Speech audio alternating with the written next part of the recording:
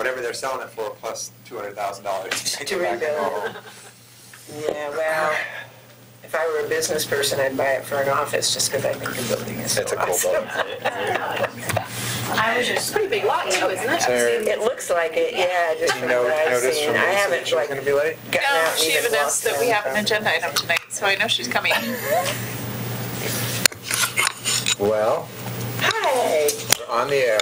Let's go ahead and get started. So, public contracting rules. Haley Fish and Kelly Tucker. So, hello, good evening. Happy Tuesday. Happy Tuesday.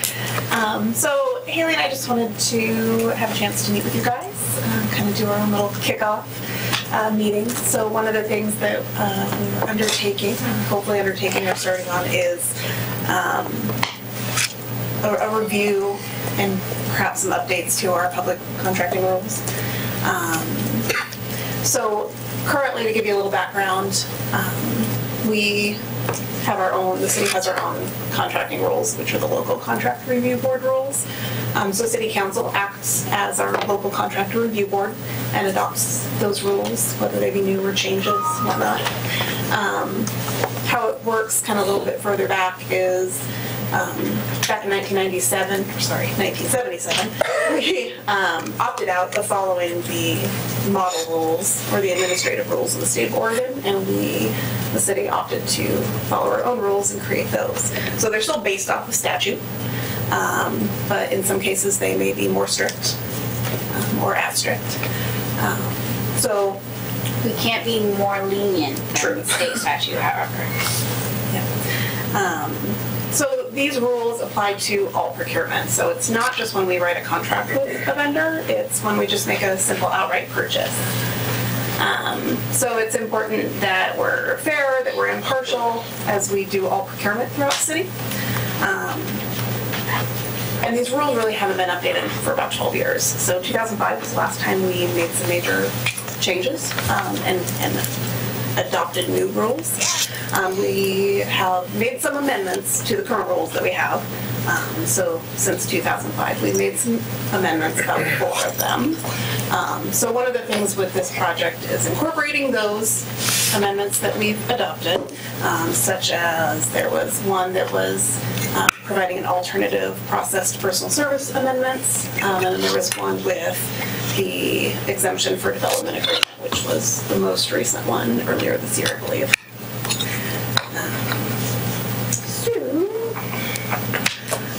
So that's a little background on our rules. They are used citywide. All departments use them. They apply to everybody. We're the purchasing agents, so it's important that we follow them.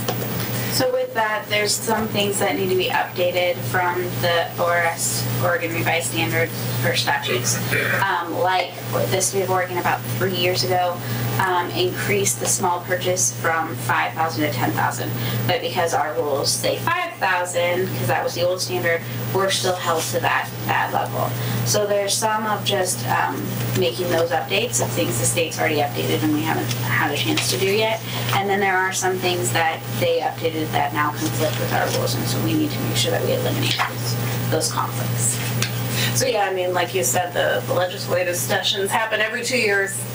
So if rules are adopted with ORS 279, state keeps moving and changing, but because we have our own rules, we're kind of held to what we've already established.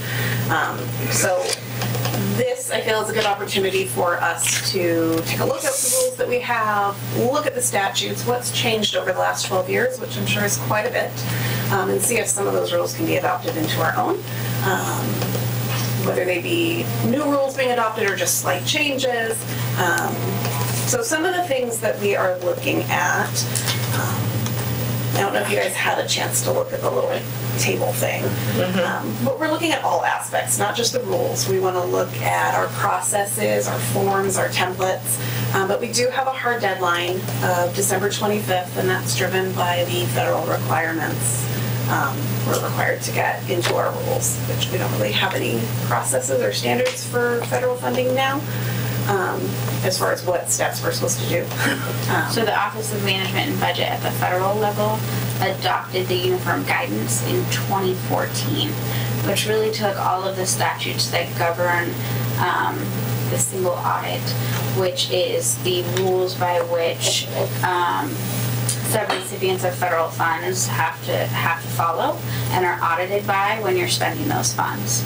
So, and one of the things that they did in those uniform guidance is they required local agencies to incorporate some of the federal guidelines into our own policy. Now, that doesn't mean we have to have them pervasive for all of our purchases, but we need to have certain policies in our rules that reference these federal guidelines when they apply. To this point, there's been extensions from 2014 to get these adoptions into your rules because they know that, and that deadline was extended till December 25th. That's why that's our hard deadline for the policy portion of this update. I had another point, but I don't remember what it is. Something along those lines. But to this point, we have been following federal guidelines. We've always had clean single audits. We just haven't had those rules in our policy. That was the other thing I meant to say. So with that is our hard deadline of December 25th. So really it's focusing on our rules and our contracting code and making adjustments if you guys warrant them by that deadline. So some of the things that we are considering, well, I should say we've already met with directors, we've met with management and some other key staff that has an interest in this, kind of done similar kickoff meetings. Set up some one-on-ones with them to get their feedback and things that they're interested, things that they feel might make the process easier. Again, we're all held to statute, though but we want to take into consideration what they've seen throughout the years. So some of the things, kind of on a higher level, that we're looking at. One is the prioritization of the MWESB, so minority-owned, women-owned, veterans included, and including them and how we maybe have requirements of including them in our solicitations.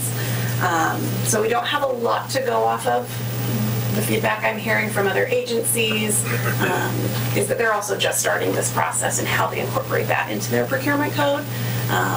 Really? Other cities? I thought both Metro and I was going to say, we just spent a year and a half, and that was one of our huge focuses. So I would encourage you to have any opportunities to look, because we not only went through our entire procurement code, but we also did admin rules, quite detailed. Yeah, great.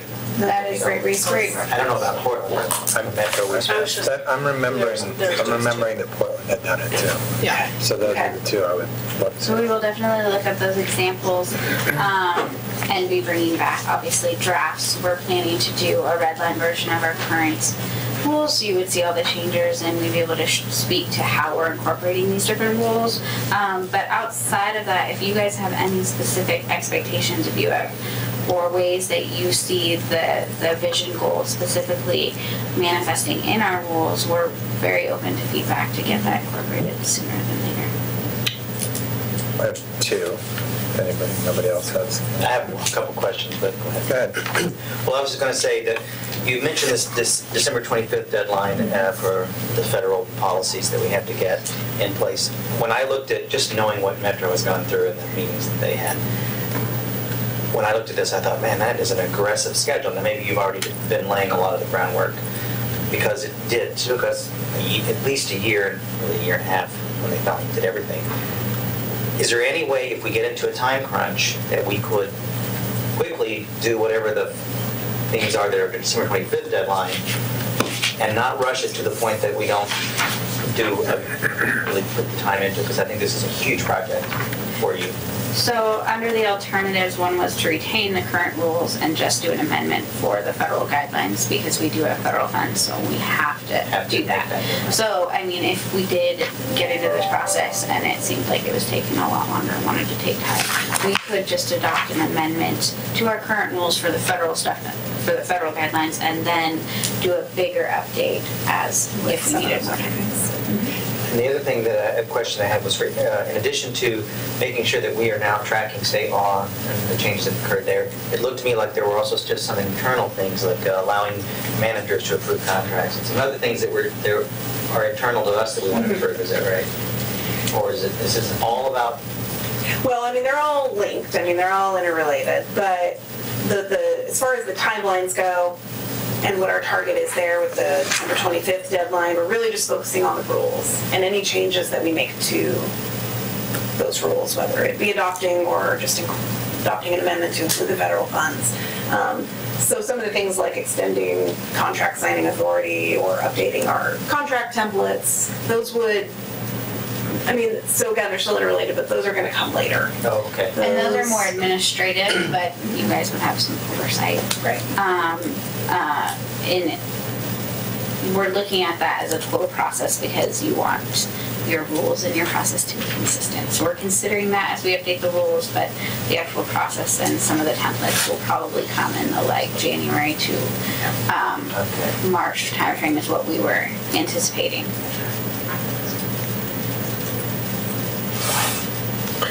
So the two that I have, one's been long time issue of we have one standard for insurance, whether the contract is a $250 contract or a $200 million contract. And it's overkill for the $250 contract. And many of the small vendors that we would use, the guy that does our illustrations on our postcards, and Right. you know, a photographer that Alma might hire to go shoot some event so that she's got that in her file. That kind of stuff, those kind of people, it's hard, it's expensive to keep. We just lost a solar provider for that very reason. They should have read it, I know all that. The point is still, the other solar provider had to go out and get that insurance. They used So to it's- increase their insurance. Right. They did have the coverage, which Right, but they had to increase it, which cost them. It's not cheap. Because of the kinds of clients I used to have, I carried that level of insurance. But if I wasn't doing that level of shooting, I would not, because it's expensive. Yes. It's very expensive. So that's a big thing, that we have to have levels of insurance that make sense to the kinds of projects we're talking about. Absolutely.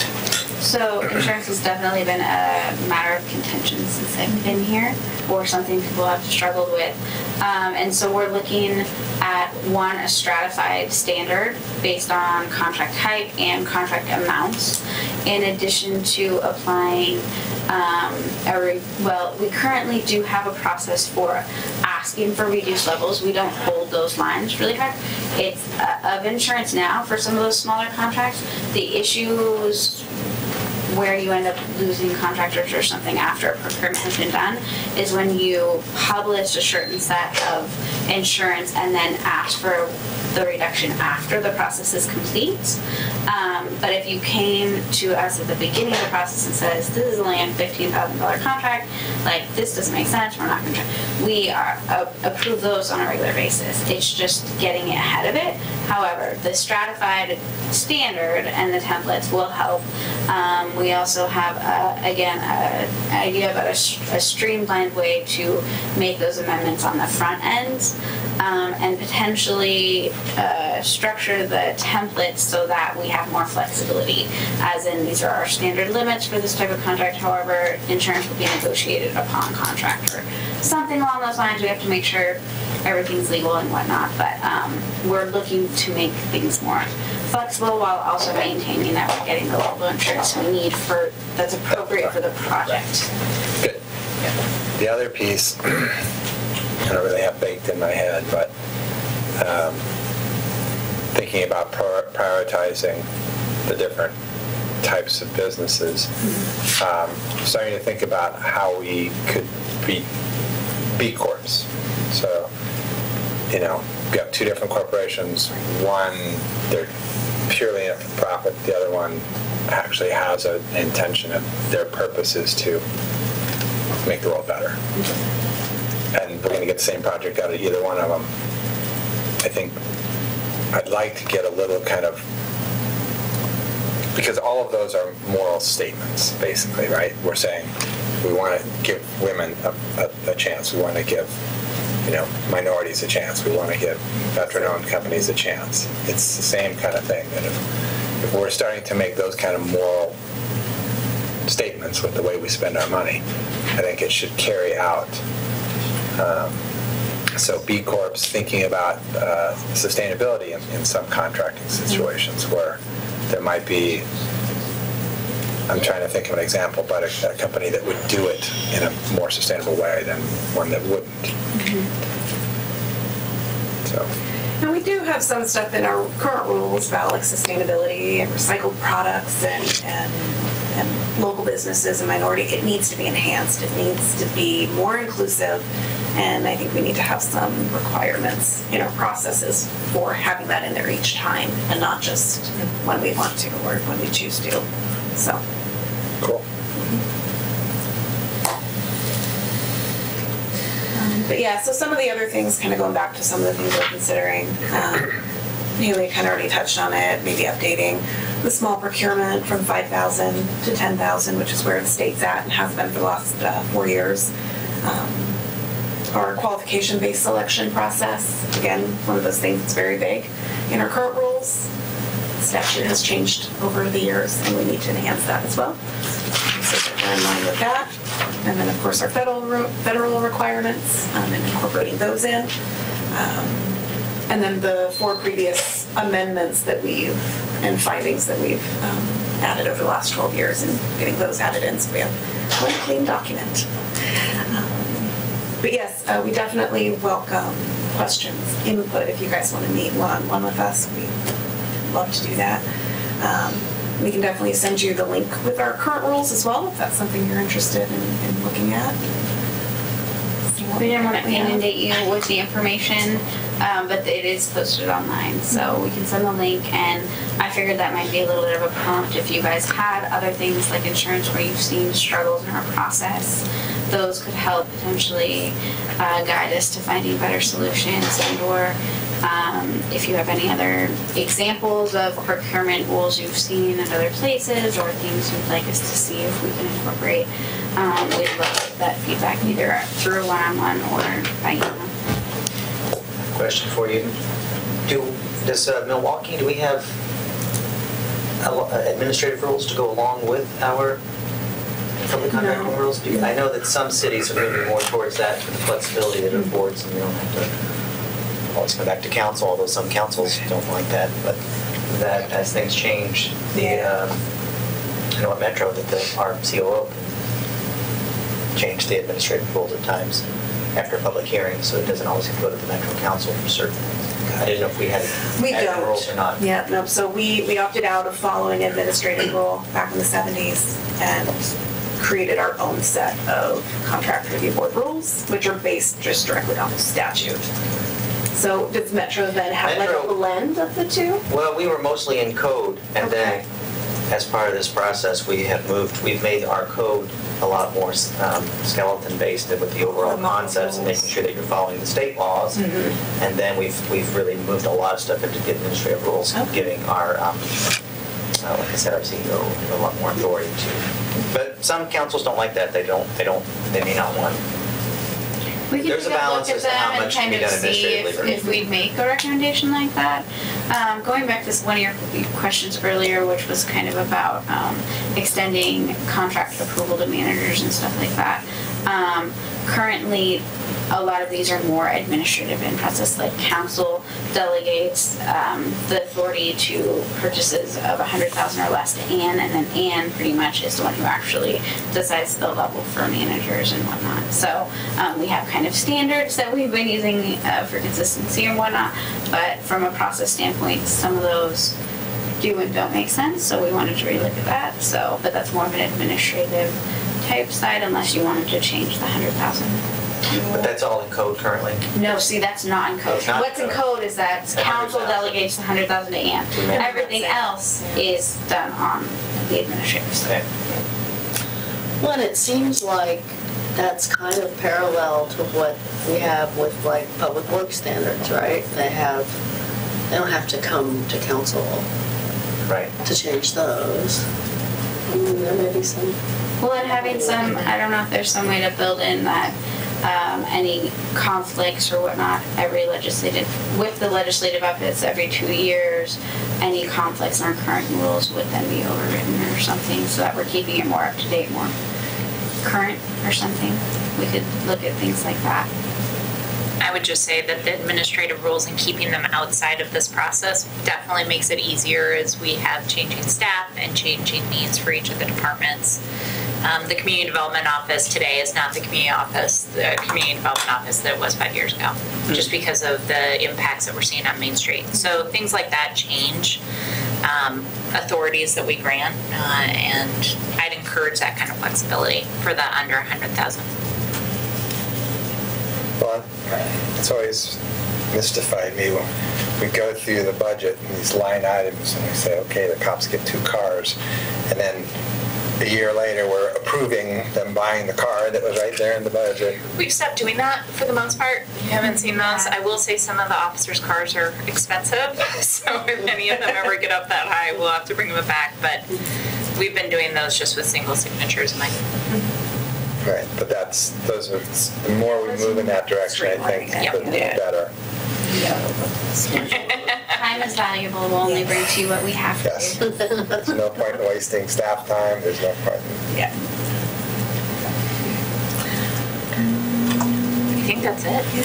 Do you guys? Well, so the alternatives are here that to proceed as we've suggested, or to retain our current outdated rules, and just Putting a I didn't actually put outdated in there. I didn't frame it at all. I didn't feel any emphasis on one or the other. No. I'm confused now. I don't know actually how to decide. There's a third option, which would be that we could just adopt the model rules of the state, which again are actually much more wordy and harder to follow, and so there's more of them. Don't do that. Well, you don't want that then. So, we have options. Yes. I think the process that you've outlined sounds like an excellent Yeah. process. And I look Yeah. forward to seeing the better rules. Thank you. Thank you. So yeah, we'll send a link out with the Okay. rules, and if you guys again want to do one-on-ones or talk via email or whatever, let us know. Cool. All right. Thank you very much. Thanks. Good job. So I'm going to just interrupt for one moment. We have our attorney in the room, and I've had a request by one of our council members to have a separate conversation. So I wanted to open it up if you guys want to talk about the protest for a moment. Peter has to be in the planning meeting at 6:15. Oh, So okay. that's why I'm shifting the conversation that way. Peter, Yeah. do you want to come up? I saw that email that you sent out later today too. So he's. Do you want to take it? Do you want me to take it? I, I'll do it. okay. So yeah, I'm sure you're all aware that Speaker Ryan had a little fundraiser, not in Milwaukee, but the access point, or the presumed access point, was through Milwaukee. And so at least one of the areas of protest, and I don't know if they were also in Selwood at the secret back entrance, but one of the areas that were sort of protesters gathered was on our street. So it was incumbent on us to provide some organization of that, so we didn't end up with 17th Avenue block or the residents of Waverly not being able to get to their homes, whatever. However, the city spent not insignificant money so that the speaker could go raise money. And to my knowledge, there were no citizens of Milwaukee invited to his fundraiser. It seems a little unfair that the citizens of Milwaukee foot the bill for him to go raise funds. Yeah, I mean, to me, it's a different issue than a public speaking engagement. Right. If it was If somebody speech wants to that come anybody speak could on come. our waterfront and we give they get a permit to speak in public, then yeah, we expect our police to provide the public safety. But a private gathering that's excluding the public seems like that should be their bill to pay to create the safe space for their gathering they're having. And The safe space for them or for others that were using the roadway? For the protesters. Well, both. Well, But I mean, this is a really, I mean, I think there's a conversation in the sort of more abstract, taking it away from Waverly and the private road. If that's really a private road, it should be labeled a private road, I think. I'm sure, I'm still not convinced it's a private road, but if it is, it should be labeled as such. Chuck, can you clarify? I always thought that Waverly didn't turn private until about 2 blocks up there. So after the houses turn off. They're maintaining all of it, so Waverly is, they're actually. Right up to 17. Right up to 17. They actually have they're planning on paving it this year. Whose right of way is it?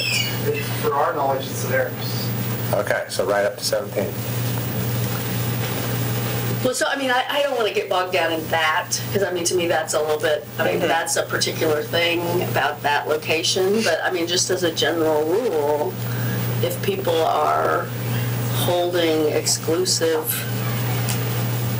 closed-door events and protesters congregate, is it right that they not pay some of the cost of the safety for those events? Well, and it seems to me that one of the factors in all of that is that the knowledge beforehand, their knowledge that there would be protesters. I mean, that was almost a given from the minute anybody started, talking about it. And it was certainly an expectation that there would be protesters. So if they had to buy lunch and buy other stuff, why not buy protection also? My point. Exactly. It's the cost of doing business. It's the cost of renting your place out to somebody to do a function like that, is you provide protection. Yeah.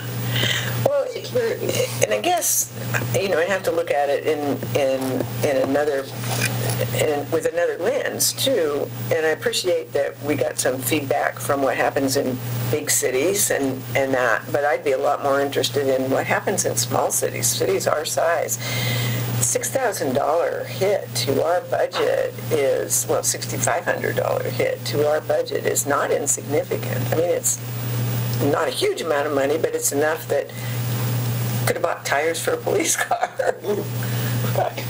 Peter's been actually trying to add something in too. So I think that the first question is, does the city currently have a policy that allows it to bill for police and other services? And so what you'll see in a lot of cities, this comes up a lot actually, it doesn't come up in this context, but for instance, the Portland Marathon will require a certain number of, or any 5K will require a certain number of police officers. And the city of Portland has a policy that allows them to bill those events. So whether it's a fun run or a marathon or a protest, they have a permit and people pay it. And part of that is the actual cost. So that is the way that some cities recoup that. As far as the interfacing with the Secret Service, they have an advanced process in which they contact local law enforcement agencies in order to determine whether there are going to be logistical issues that are identified. And so if the city has the inability to provide either the inability to provide the resources, or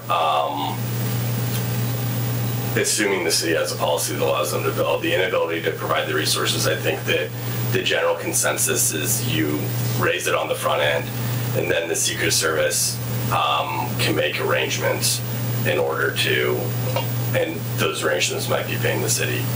As far as sending Speaker Ryan a bill for the police services, I think it goes back to the question of, does the city have that sort of code section or policy that allows it to recoup the funds? If the city has that, then I think that, it can fairly send the bill, provided that the city's done that previously. So for instance, when Tim Kaine was at Waverly Country Club, not this summer, but the summer before, I don't know whether the city of Milwaukee needed to provide police services as part of that, or whether it recouped the costs. or whether that was coordinated with the Secret Service. I don't have any of the answers. I would say that if you have a policy that allows you to bill for it, it's probably best to do it on a looking forward basis so that everyone has the expectation that if they require X number of police services, they can pay. The other thing you could do, assuming you have that policy, is to send a bill and see whether they pay it or not. And that bill would, set forth the actual cost, and that's what you could ask for. They might pay it, they might not. I found out about this issue just very briefly before I got on the road, so I had a little bit of time to do research. The city of Portland had tried to bill for their services in the past, and that had not been successful for campaign event and other events. They had set as a policy they were going to do it going forward. I don't know if they've had any better luck getting repaid. There are some cities, particularly ones that provide services on an ongoing basis, like the city of New York, that are being reimbursed for costs. So that will be my recommendation. First, see if we have the policy, and then secondly, there's a decision to be made as to whether to send a bill. And then going forward, I think that it's an issue that should be identified on the front end, and that anyone that is going to, I guess the rub is then that anyone that's going to do a campaign event that would require city services is going to have to pay it. So it would have to be, it's of course going to have to be, and I don't know what percentage of those events actually require city services, if this was unusual or not, but. Very rarely. Okay. And never to that level. We've been asked to provide dignitary protection in the past. We've had different. We need microphones. So we've been asked to assist with dignitary protection in the past, where we've never had protesters show up at large meetings. We've had town halls at the high school. We've had town halls out at the community center, that type of thing. And all those have gone off without a hitch. It's cost overtime when we've done that, but it's 2 or 3 officers on a detail, and so it's pretty negligible. But we've never charged. And those are public meetings. And those are public meetings. Yeah. Right. Yeah, that's the other big difference. So, yeah, we've never billed for our services in the past. So he mentioned Tim Kaine, I guess, when he was vice presidential candidate coming to Waverly, you weren't? No, I don't recall that. What year was that? It would have been last summer. Yeah. Yeah. So the difference being there that they had a private event and they weren't expecting protesters. Yeah, that nobody showed up and nobody found out about it. Yeah. That disagreed with them. Yeah. And their event didn't need police protection. So in this particular event, they found out the last minute that he was there, and they showed up. So I wanted to clarify something on police protection versus protecting our citizens and those using the roads, because to me those are different issues. And are you saying that we provided some sort of police protection for Speaker Ryan versus we had some protesters and we wanted to make sure that everyone was safe? Secret Service will frequently, when they're bringing in a dignitary, a political dignitary, whether it's the speaker or whether it's a senator or whether it's whatever, they will ask for local law enforcement assistance, and we will help provide security to that event. It's basically to keep something bad from going wrong. It's not us providing private security for them, but the dignitaries. I mean, this guy's what, 3rd in line, if I'm right? And so he's a guy, whether we agree with him or not, could be a potential terrorist threat or security risk if somebody wanted to harm him. And so that requires a little bit of coordination. So it's not our jurisdiction. We refer them to the sheriff's office. The sheriff's office provided the same level of dignitary protection assistance that we would have provided at the high school or at the community center or whatever, because of the Secret Service's request. So our involvement was just the fact that it was out on the public street and the sidewalk in that area. And as much as that was, it was to provide a safe place for people to exercise their First Amendment rights without the fear of being run over by somebody that comes plowing through there in a car or any of those different things. So it's, there's a lot of people on Waverly Drive that are our citizens that live back in those residences that aren't part of the golf club. If there was people that decided they wanted to damage that property, there are citizens that need, and would expect the same level of protection from police as anybody else that would be under those same circumstances. I also wanted to just make a point that right now we do not have a policy. And this is a discussion that I had with Mitch over the course of the last year about whether or not special events should transition to having some sort of permitting fee. And whether or not when we're shutting down roads and whether or not when we are asking for overtime from our staff, whether that's officers, public works, or our special event staff, we should be finding a way to remunerate to some extent. Mitch always called us scrappy, so it was always, we're still young in this, we're trying to get a lot of energy and we're trying to revitalize downtown. We don't want to hinder the ability to create those kinds of events. So we haven't brought you a policy around charging for those services. If the council is interested, we can absolutely have that discussion, and we're prepared to come back in a couple of months with that discussion if you are interested. I guess to me they're different. I see how they're related, but to me they're pretty different. And this one, I don't, even if we did have the policy, because we haven't done it before, I wouldn't really expect to get paid, but I would like to send a message to Waverly and not so much Ryan, but to the one who he's raising money for, whose name escapes me, the Eastern Oregon. Walden. Yeah. If you're going to come here, you should be prepared to pay the freight for your events, and Waverly too,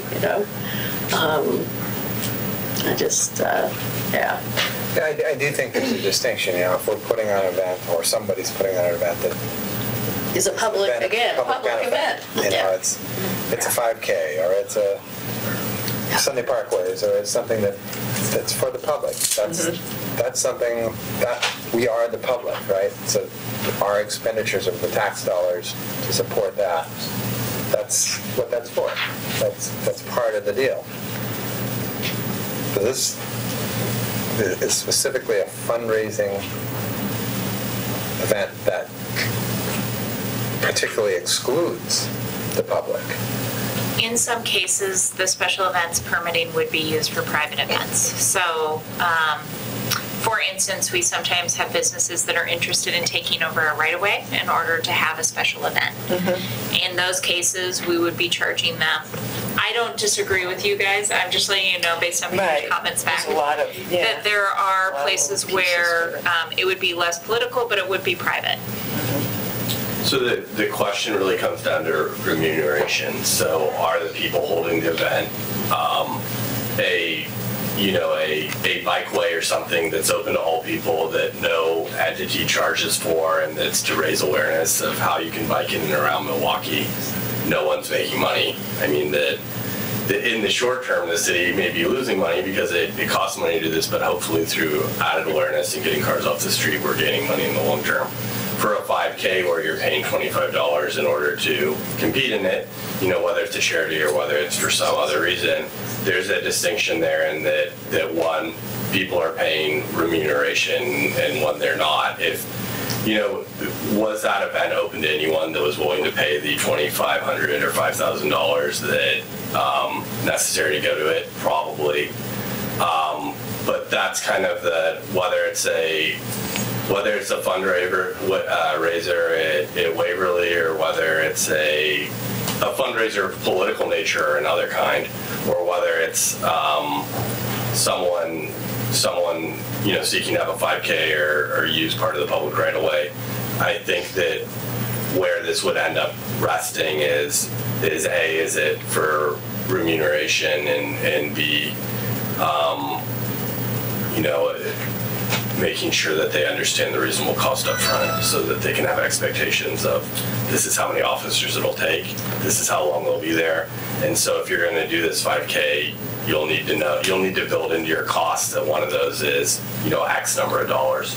I'll tell you that, just as a side note, because I don't think Portland is using their police for that anymore, at least not at the parkways as an example, because the Portland Sunday Parkways hires paid flaggers. They don't have police. That's the same here. We're not controlling any intersections, and we've actually have discussed with Ms. Ober about these runs that go up and down the trolley trail, and when you use law enforcement to stop intersections, and when you use volunteers or flaggers to do that, because of the fact that it does create overtime, we would have to call officers in on overtime to do that rather than taking it out of current staffing when your staffing is 3 people. So like when the 9K for K9 occurred, it was volunteers stopping traffic everywhere, even though there were a lot of officers that were there. They were there for different reasons. They weren't there to help with Most that. of them were off duty walking in the... Oh, yeah, exactly. Yeah. But That's we did have what our I mean. cadets. They weren't like on duty, checking. But I was just trying to think of cases like that where citizens are taking care of those intersections and stuff, and that's what they do in the 9K. So are we interested in seeing what a policy like this, can you give us a amount of time it would take to... So in Salt Lake City, I created a special events fee policy. It took me a solid year just because of the number of events that I was dealing with. Here, we don't have that many, and we're in charge of a lot of them. I would say probably 3 months. So if we... Just because Mitch isn't with us any longer and we are hiring that I didn't mean how long before we saw it. I mean more the number of hours it's going to take of some staff members' time. Probably 15 to 20, not a huge amount to get you a first draft. We would be probably taking from surrounding communities and drafting it into something that is at least a discussion for you. But you're going to get a lot of public feedback. Well, so Sure. I have a question and then another question popped up in my mind about that. So if we had a policy where we had a fee for those kinds of things, we also would have in that an opportunity to waive that fee. So like, let's say if Rotary wanted to go do something that was going to require, or the farmer's market, I guess there's an example, or First Friday, or whatever, we could waive that fee. The other thing is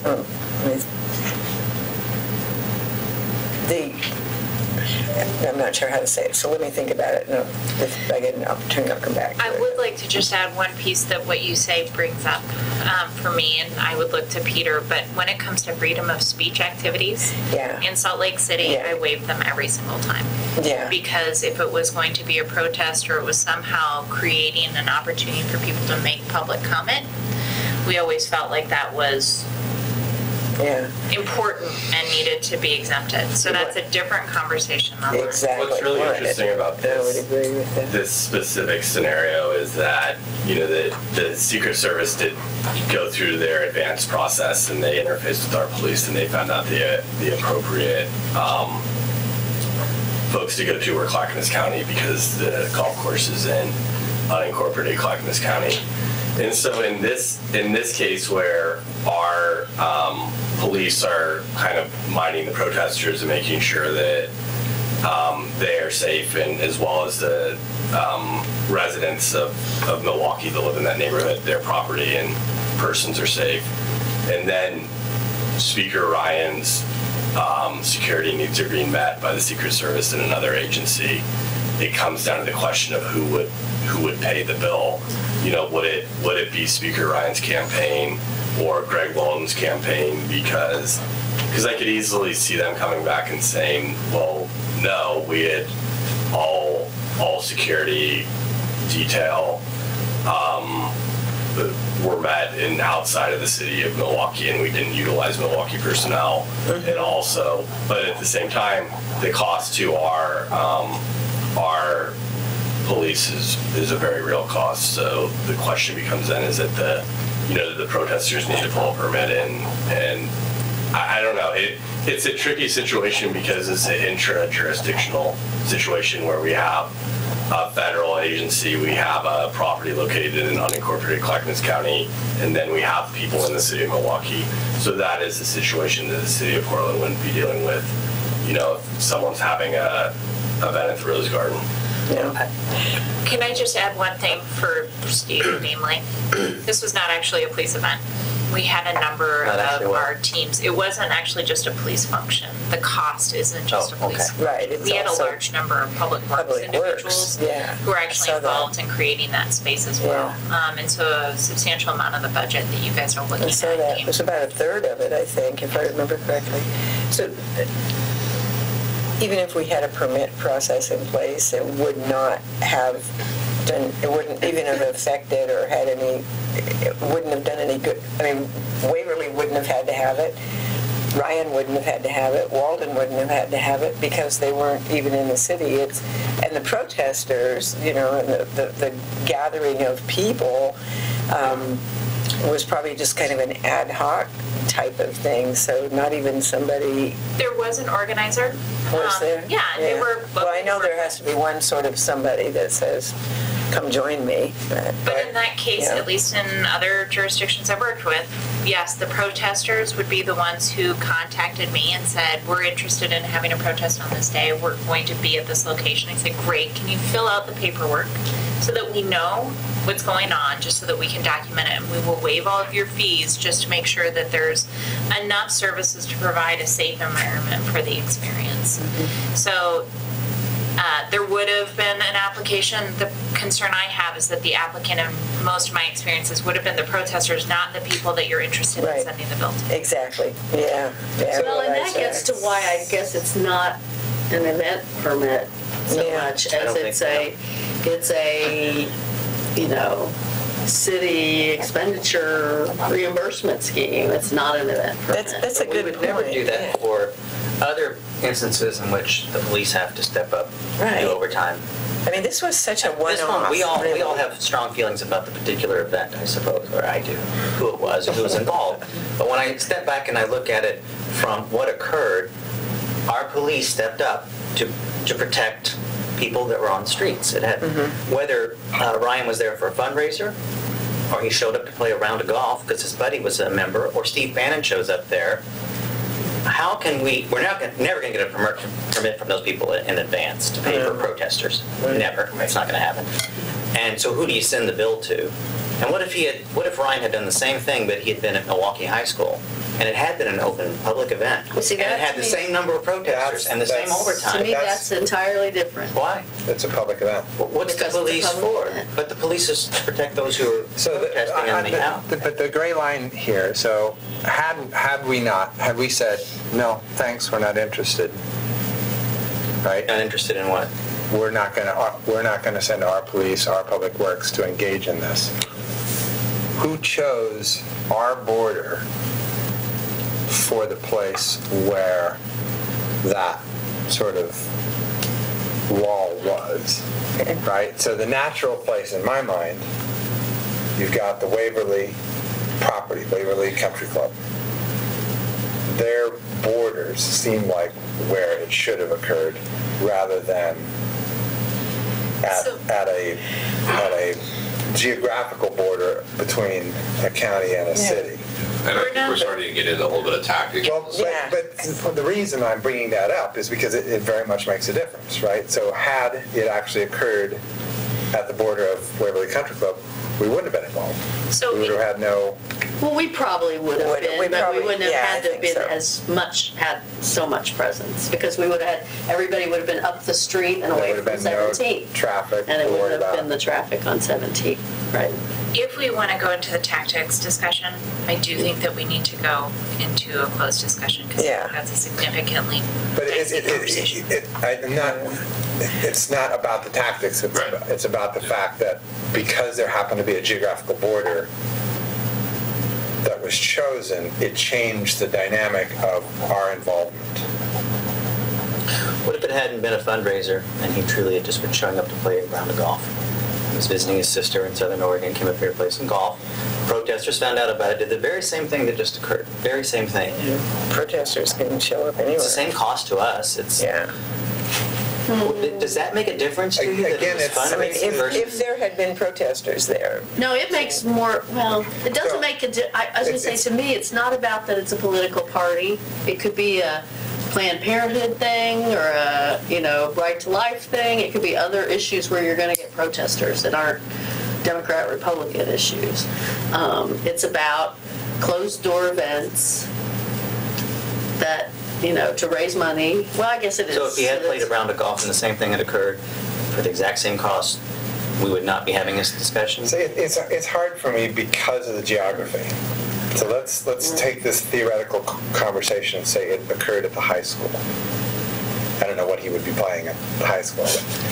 basketball. You know what I'm saying? Watching his niece play in the big Yeah. There you go. Yeah, volleyball there you go. whatever. Right. Yeah. People know he's coming, they can't stand him.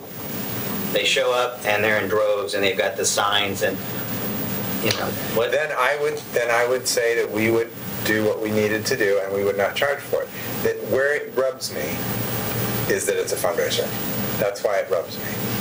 Because our Now you're tying citizens it to are political subsidizing Right. a fundraiser. I don't care who it's Away from. You know how I feel about Bernie Sanders. If it had been Bernie Sanders, it's still the same thing. If he would have had a closed door thing, you cannot come here unless you're willing to plunk down $5,000. And our citizens, maybe there's people out there that absolutely despise Bernie Sanders, but their tax dollars are going into his fundraiser. That's the rub for me. That's where it makes me uncomfortable. Well, one of the things that you could do, because this is a kind of a unique instance, is you could get in touch with Greg Walden's office, or see if you could get in touch with Greg Walden's office through Kurt Schrader and just say, look, the city of Milwaukee, which doesn't have a huge amount of access of resources, had to step up to the plate, and for public works and police, it costs this much money. Because Paul Ryan was there in order to attract donors to the event, but the event was to benefit Greg Walden's campaign for re-election. So I don't know that under any circumstance Paul Ryan would really be that. I mean, if someone had a fundraiser and they brought in, Taylor Swift, and then you got to do crowd control, and it was for the Make-A-Wish Foundation, it wouldn't be Taylor Swift getting the bill. It would be the Make-A-Wish Foundation, because that would be the beneficiary. Oh, and that's a good example. So I think that you don't have a current policy that allows you to bill for the services, but that those costs are real, and you could reach out to Walden's office and see what they say. Then it goes back to Ann's point and question of, do you want to create this policy, and if so, how does this look, and how are you going to structure that? And really, that depends on the vision and values of Milwaukee. This situation is odd given the geography, given that the road is private, given that homes along the private road are in Milwaukee, but the venue is not, and that arguably the people will be trespassing if they were to walk up the private road. So that is a logical point of demarcation if you don't want to get arrested. Because as soon as you start walking on the street, potentially you could be arrested. So I think that those are kind of the questions to ask in the different ways of moving forward. And I don't know whether Greg Walden's campaign, I assume they raised far more than the $6,500 that it cost the city of Milwaukee to staff this. So I don't know whether they'd be willing to pay the money or not. I have a good idea. I'm all ears. I mean, a good idea of what they're willing to do. Greg Walden campaign is not writing a check to Milwaukee. No. We know that. Most likely. We can send it, but we know, You never know, they might. That's less than two Because participants. frankly, the $6,500 might be less than the Bad publicity we get when we publish. of making small jurisdictions pay for your security to do fundraising. if this were Greg's district, maybe, but Greg's not, he does not care what a Milwaukee resident thinks about him because they're never going to vote for him. once he runs It statewide might office. play There well might for him that, I mean, it may even be positive. right. And those rural communities, and good for Greg, he's giving still Milwaukee. But anyway, that's beside the point. This one is interesting geography. But move it to anyone's home, anyone's private home, same thing occurs. Yeah. Does your analysis change, or is it the same for you? Yeah, The and geography part is, this is a one-off. Makes it Let's don't make it it's too very fancy. much a one-off. And are we Well, considering some kind of But a a special Probably isn't actually a rule? Well, that's This the is whole the thing. It's second not a time. one-off if we don't send some message to Waverly as well.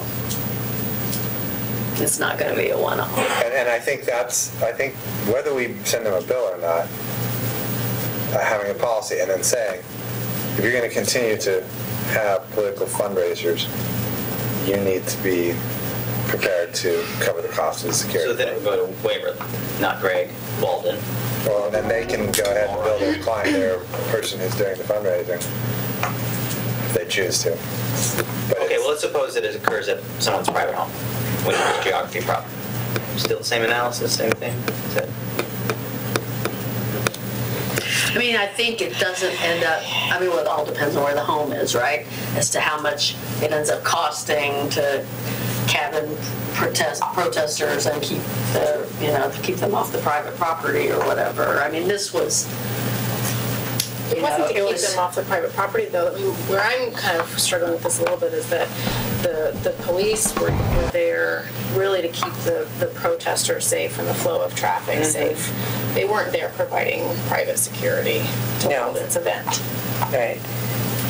Just so people know that we're going to go off the air in about 3 minutes. I was there and it it's felt exact- like that. It felt like that to me. Yeah. They were giving private security to the people going into Waverly. There was the police officer asking the cars and checking the list. Well, let me ask you this. If you're a driver, and I'm not trying to take any kind of political stand or anything like that, because as a police chief, I'm going to stay completely apolitical, right? So I'm the guy that's tasked with being non-emotional about the whole thing.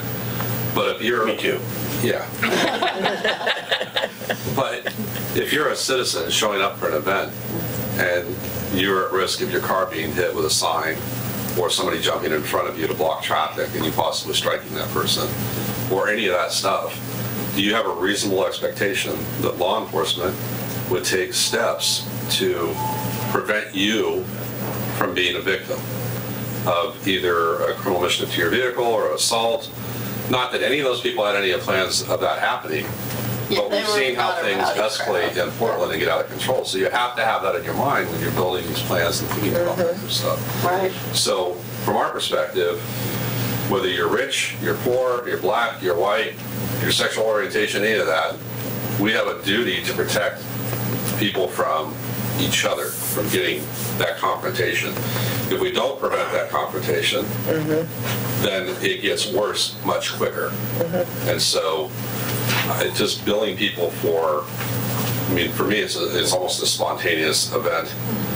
I've spent $2,500 on a SWAT call out last week in an apartment complex here.